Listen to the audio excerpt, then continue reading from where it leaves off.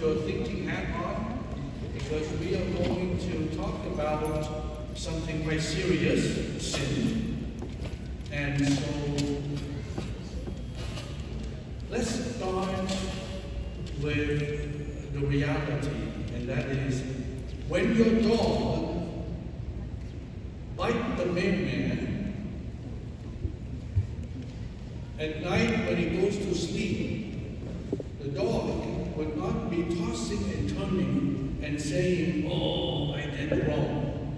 Right? Everybody agree? Because animals do not think of right and wrong.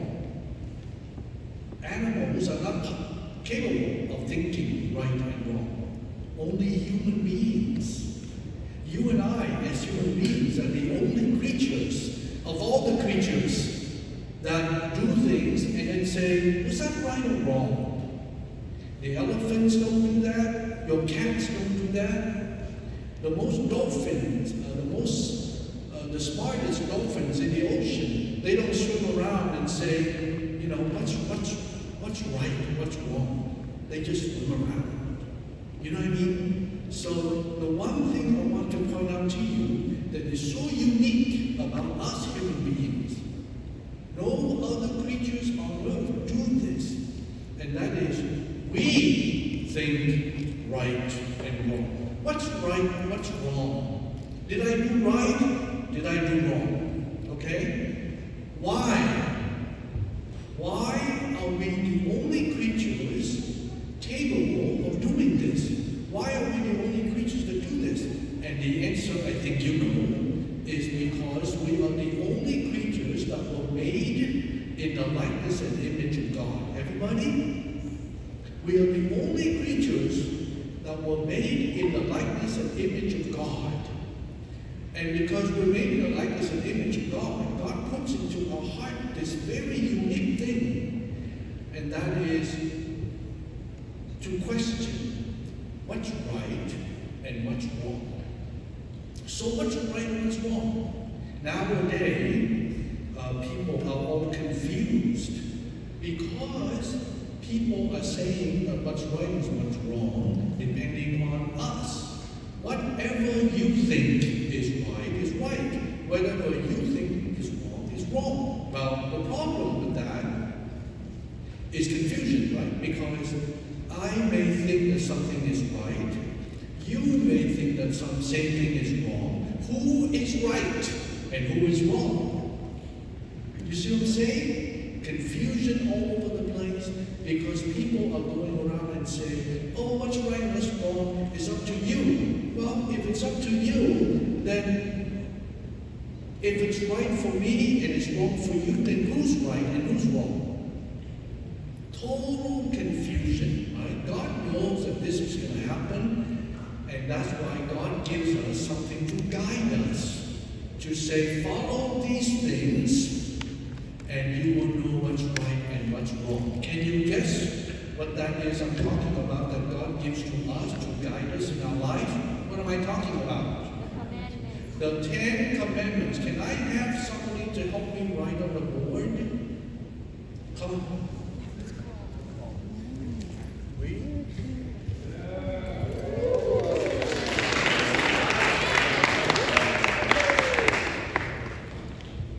Okay. What is the first commandment? What is the first commandment? Yes. Yes. You shall love the Lord your God. Okay? Put that down. Love the Lord your God. Put number 1. Love the Lord your God.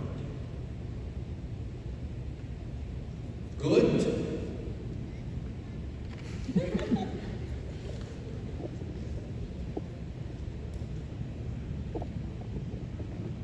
Excellent. All right. Now let's think together. Love the Lord your God. When is it that is wrong? And when is it that is right? It is right if we love the Lord our God. It is wrong if we don't love the Lord our God. Can you give me an example? Can I use one of these? Yes. Can you give me an example of a sin against the first commandment, love the Lord your God. One example. Yes.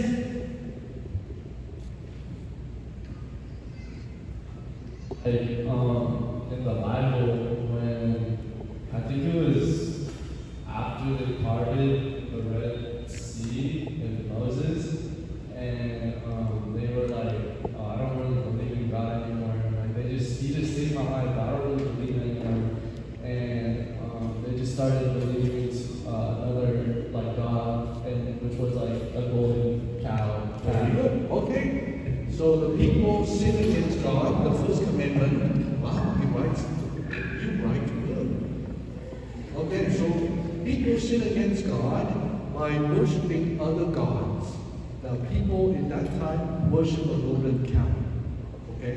Can you give an example of worshiping another god today in modern time? An example of worshiping another god? Yes. Ryan?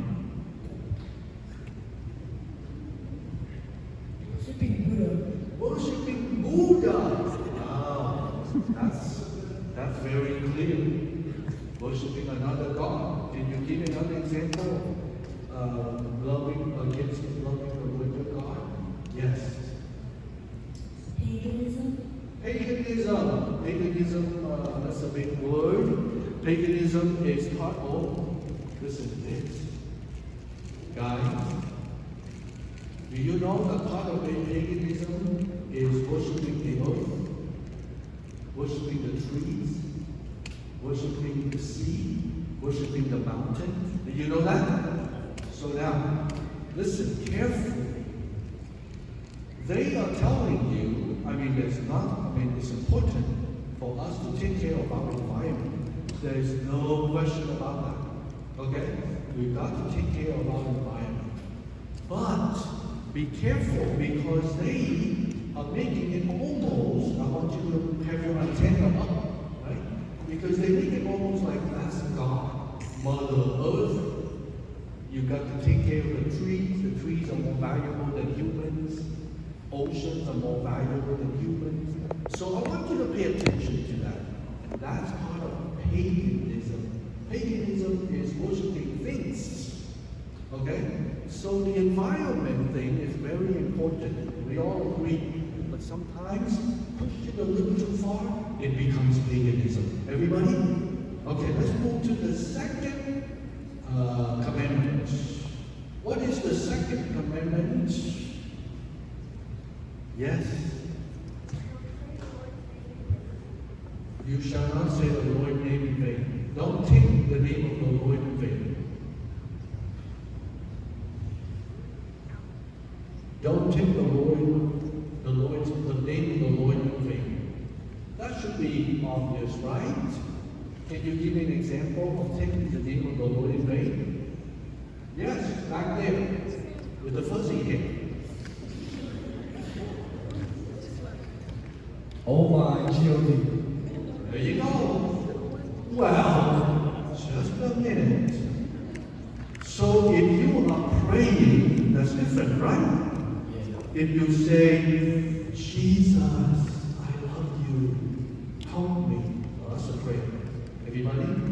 But if you say the name of Jesus for no reason, or because you're angry at somebody, or because just to say it, that's taking the name of the Lord in vain. And we don't want to do that because it's a sin against the second commandment. Everybody good?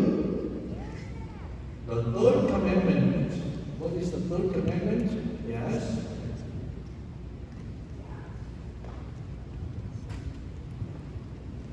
Honor your father and mother. Not yet. Not yet. There's one before that. Yeah. Keep the Sabbath day. Keep the Sabbath day holy. Very good. So what does it mean for us to keep the Sabbath day holy? It's very simple, straightforward. Keep the Sabbath day holy, yes. Attend Mass on Sunday, and there's one more thing. Attending Mass on Sunday is one thing. What other thing about keeping the Sabbath day? No, I'm focusing on the Sabbath day. The Sabbath day is Sunday Mass, right? So So everybody listen. People think that going to Mass is the only thing, but the commandment is saying, keeping the Sabbath day holy, the whole day long. So after you go to Mass, God expects us to think of God all day. Because all week long, what do you think about? You think about school, you think about friends, you think about food, you think about your future, you think about many things, right? Sunday, Saturday, God wants us to take a break from all those things to think about God. So to go to church is the one specific thing to kick off, to help you to think about God for the rest of the day, guys. Okay? So keeping the Sabbath day only, not just, oh, go to Mass and then I'm done, but it's the whole day thinking of God. Very good. So you sin against this commandment, obviously, when you don't go to church on Sunday, and when you do not think of God at all on Sunday. Fourth commandment. Somebody already said it. Thou shalt honor your father and your mother. Guys, I want to point this out to you. Very simple, straightforward. Okay? God did not say, honor your father and mother if they are good father and good mother. That's not the commandment. Pay attention. God did not say, honor your father and mother if they leave you a big inheritance. That would be nice, but that's not what God said. God did not say, honor your father and mother if they are good father and good mother. God did not say, honor your father and mother if they have created a perfect family for you. That's not what God said. Okay, everybody? God said, honor your father and mother, period. Okay? So, we honor our father and our mother, no matter what they do or don't do. We honor them. That's the commandment. Okay? Can you give me an example of not honoring father and mother? Easy stuff. Not an example of not honoring father and mother. Easy, because you do it all the time. Come on. Come on. Yes. Yes. I hate you, Mom. Have you done that? Have you done that? If you didn't do that outside, you may have thought it. You see what I mean? So we all struggle to do the commandments of God. But why do we struggle? Why do we care? Because we're human. See, my dog, I have a little dog. Her name is Zena. My dog Zena don't worry about any of these things. Your dogs don't worry about any of these things.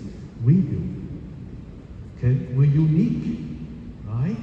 And we have to do it. If we don't do it, we become like a dog. Okay? So, God wants us to honor our father and mother. What is number 5 commandment?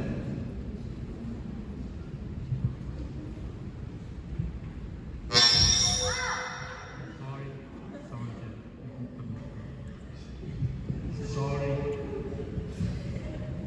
Number 5 commandments, everybody? Easy. Okay, come on. Thou shalt. You shall not kill. Shall not kill. Okay, before we move forward, I want to make sure you understand this part about the commandment. Some want to be creative and say, well, God said thou shalt. Sounds too negative. Make it positive. So instead of thou shalt not kill, we say respect people or respect people. You know what I mean? And that sounds good, but that's not what God said. God said thou shalt not kill, and there's a reason for God to put it in the negative. I'll give you an example. So you have a little kid, and we are like little kids to God, right? You have little kids, and there's that electric socket over there. Okay? And you want the little kid to put the little finger into that socket, because they will electrocute it. So, your choice is to say, where's the little kid? There's a little kid here somewhere. Yeah? Where's the little kid? Say to the little kid, don't touch in a negative. Don't touch. It's very clear. If you say to the little kids, be careful. You put it in a positive. Be careful. Okay? Do you know what happens? The little kid will start thinking, how am I going to touch that carefully? You see what I mean? You see what I mean? This is how humans work. Right? So when you put it in the positive, people start to, how do you say? Manipulate. Think. How am I going to do it? But if God says, don't touch, see what I mean? It's clear. So it's in negative, okay? So now God says, thou shalt not kill. Clarification. The Bible actually says, the original word in Hebrew actually says, you shall not murder. You shall not murder. Okay? Murder and kill. What's the difference between murder and kill?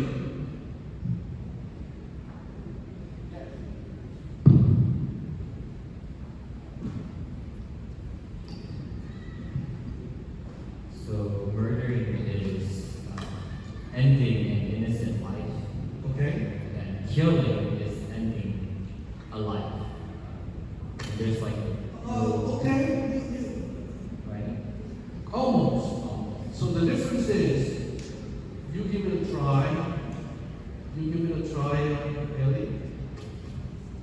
I think you could kill something by accident, but murder is more calculated and intentional. Okay. So it lies in the intention, right? So thou shalt not murder. God is saying, we are not to think about and plan out taking a life. Everybody? That's the difference. Killing is sometimes you can accidental kill. Like, for example, a car accident. You kill somebody, but you didn't want to. Does that make sense? It's still a very horrible thing. But the commandment doesn't say thou shalt not kill. Actually, it says thou shalt not murder. Another example of killing without being a mortal sin. I mean, it's still a sin because it takes a life. No matter how you take a life is a life, right? So, but we're talking about the difference between murder and killing. So, for example, a person who goes to war, right? You don't want to kill anybody, but they're going to take over your country, and they're going to rape your women, and they're going to rob your house. You know what I mean? So, in defending your country, in defending your family, in defending your life, you go to war. So that can kill somebody. You see what I mean? But you don't really want to kill anybody. It's out of defense. So that's the difference. So thou shalt not murder. Okay? What's the sixth? Where are we? Where am I from here? Are we on the sixth commandment? What's the sixth commandment?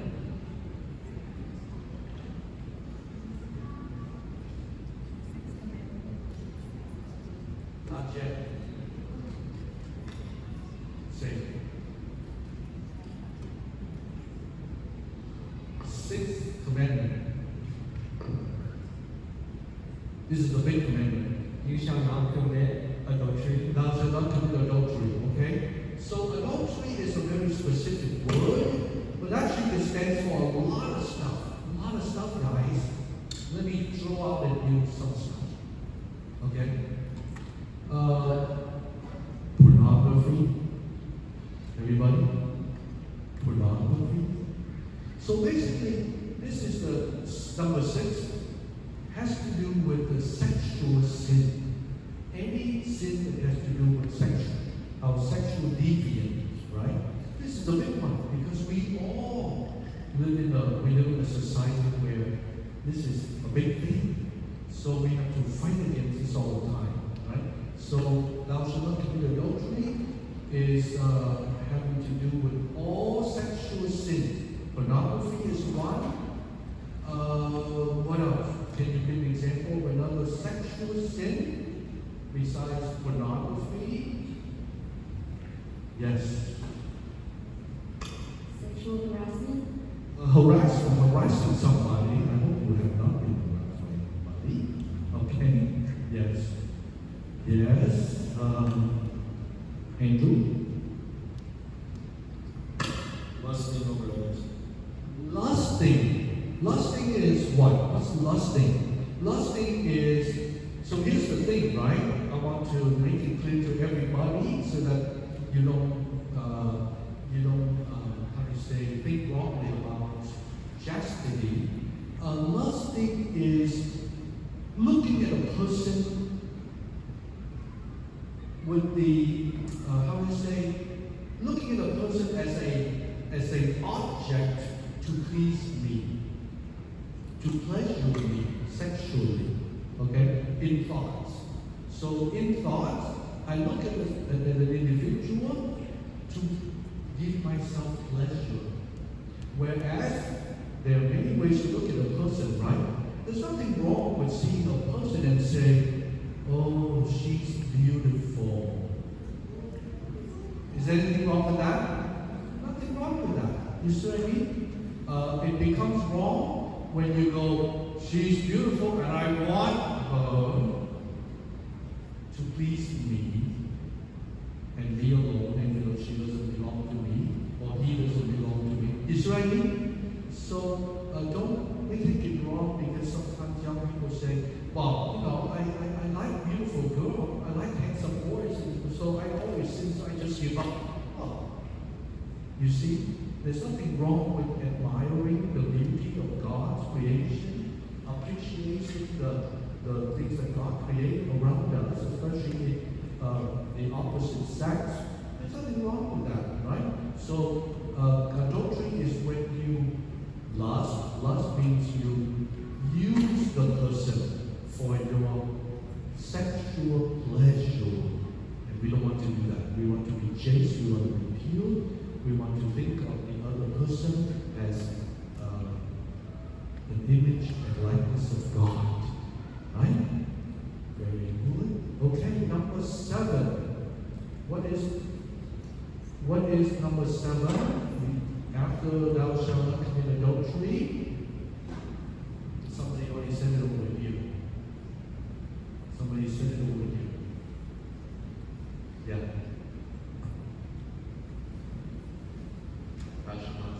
Thou shalt not steal. Okay?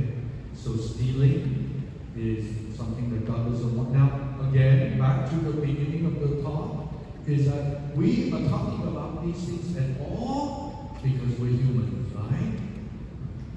Dogs and cats don't care about stealing. My dog steals food all the time. Then she goes into the other priest's room and she goes into their trash can and sometimes I find a big box of chocolate in my room, half open, because my dog has dragged it over from Father Gio's to my room. I know, bad for a dog, right? So, and she doesn't feel bad about that. But if we do that, we feel bad. We go, something not quite right. You see what I mean? So we are talking about this at all because we're not animals, because we are humans. Humans. And that's why we need to do right and avoid evil. And God has given us the commandments to help us. Instead of we walking around and saying, who's right and who's wrong? Okay? So now, for example, let's say thou shalt not steal. Let's say there's a person in this world, there are people who can do anything.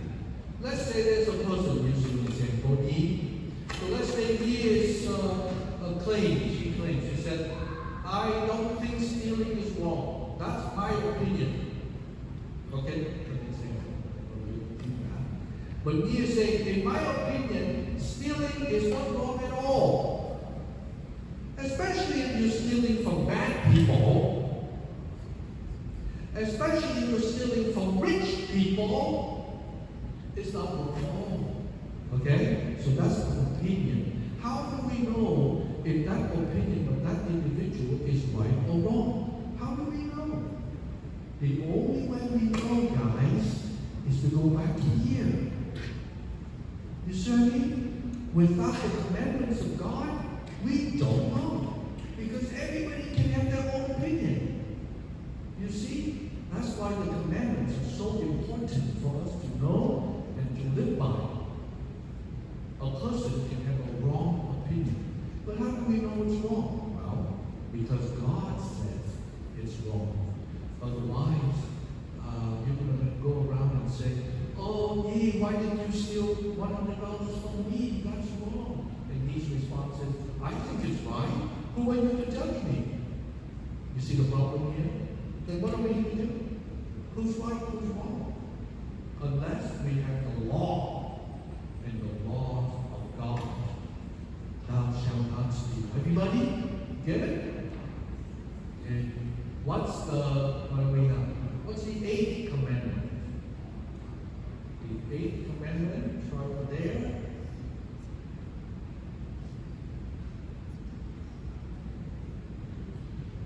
You shall not bear false witness against your neighbor. Thou shalt not bear false witness, and this covers the whole area.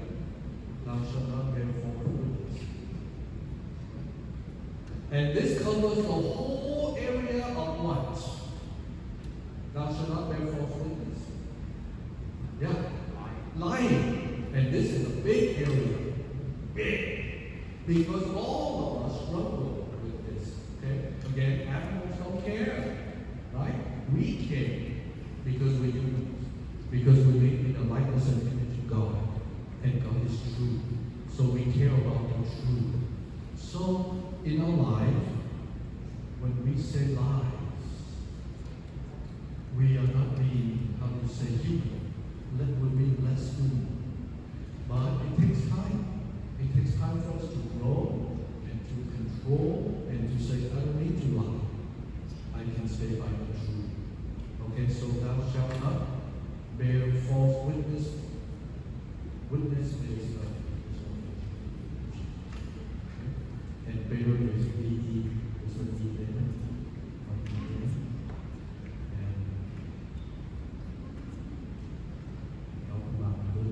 Okay, the 9th and the 10th commandment, thou shalt not. You almost there, thou shalt not what? Thou shalt not covet your neighbor's wife, and thou shalt not covet your neighbor's good. Okay? So what that means is you don't compare, you don't get jealous, you don't look at your neighbor and say, why does she have more than I do? Oh, here's an example, great example for you. You know how they say the grass is always greener on the other side? You know how they say that? Because from this side, you look over there, it looks very green. And that means, you know how we compare. We say, oh, I wish my parents are like his parents. I wish my sister is like her sister. I wish my brother is like the boy over there. You see what I mean? We compare because we look on the other side and it looks green. So here's the question. Why does the grass look green on the other side? You know why? The grass is always greener on the other side because the other side has more fertilizer. Did you get that? Fertilizer is what, guys? Fertilizer is shit. Okay? So, the reason why the other side is greener, I didn't cuss, I said a word. Right? So, the other side is greener because there's more fertilizer.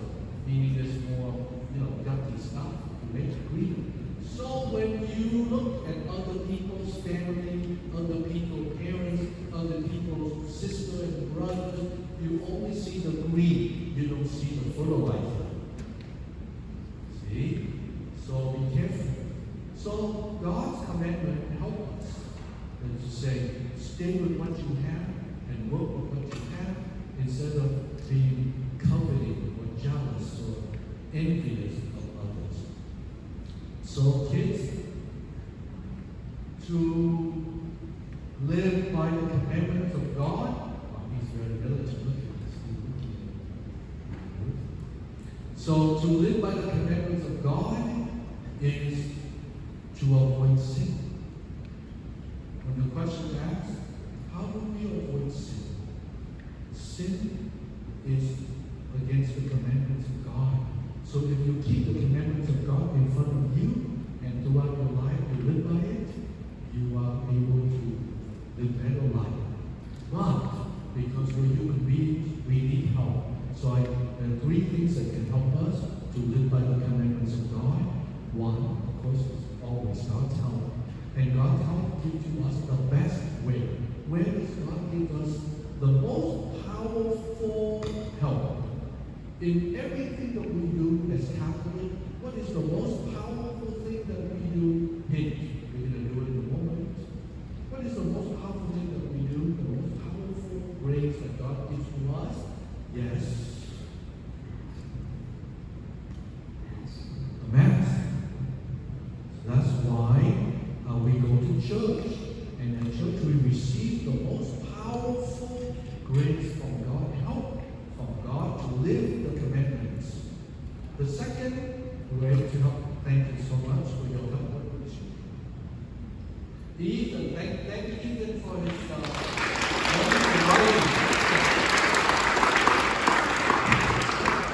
very nice.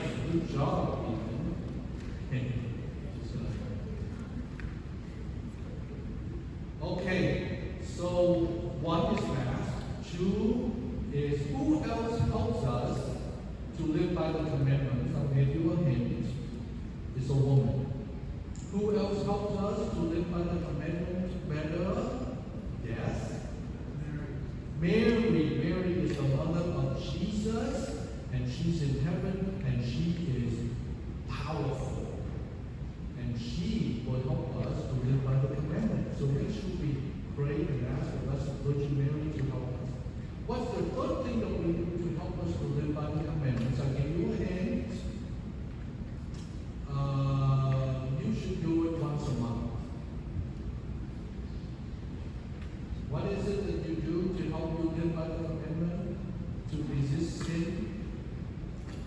We should do it once a month. What is it?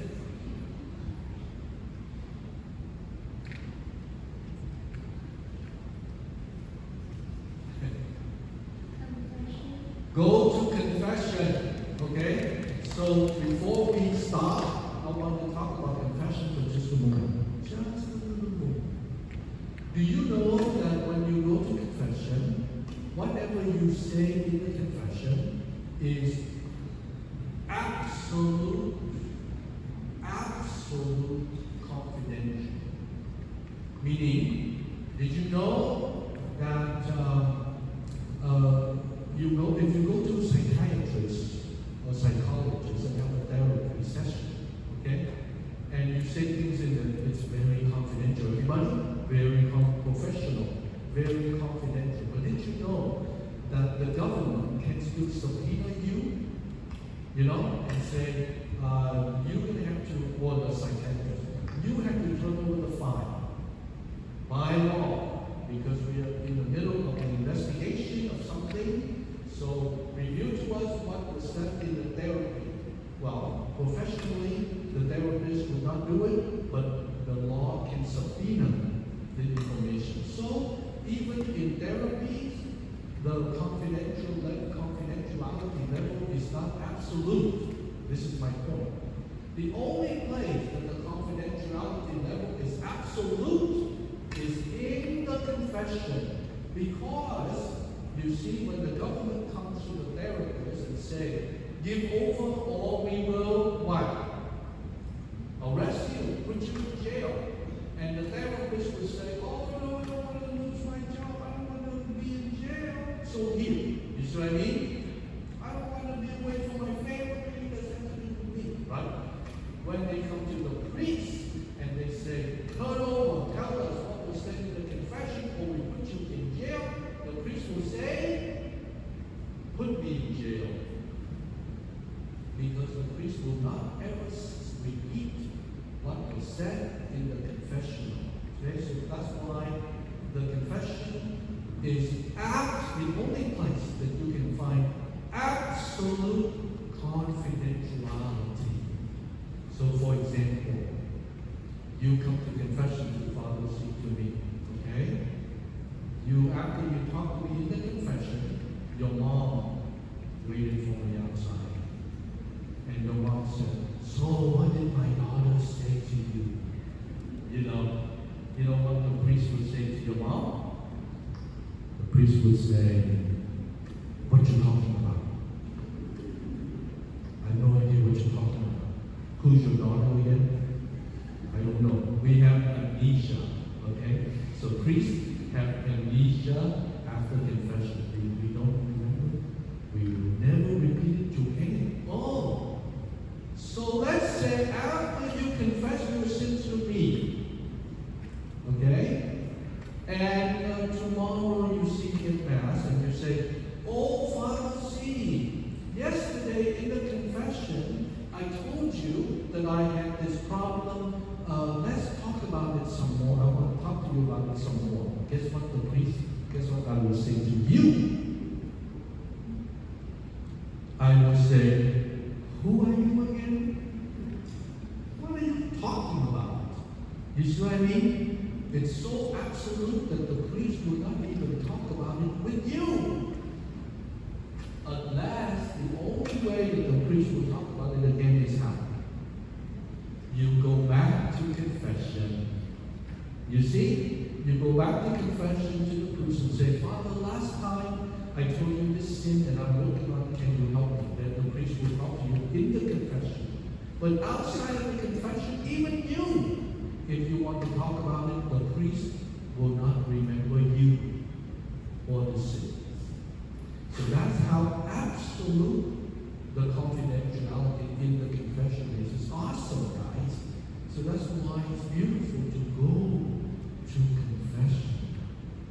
What they say, this is not religion, this is science. Okay? Scientists in the psychology field, psychologists tell us that because we're humans, we talk about being humans, dogs, cats don't have this guilt thing, right? But we have the guilt thing. So when we do wrong, it eats us up inside, right? So the only way to be healthy, this is science, this is not religion. They say that the only thing to let go the past, sinful past, or the wrong things that you have done is to name it to someone else. If you keep it inside and tell no one, it eats you up. It changes the way you are. And it prevents you from loving, from being the person that you can be. So you have to name it to somebody outside of yourself. That's psychology. And that's why you pay nowadays $180 an hour to a therapist in order to tell them your guilt. Okay? But when you go to a priest, it's free. And it's absolute confidentiality. So, young people, please go to confession.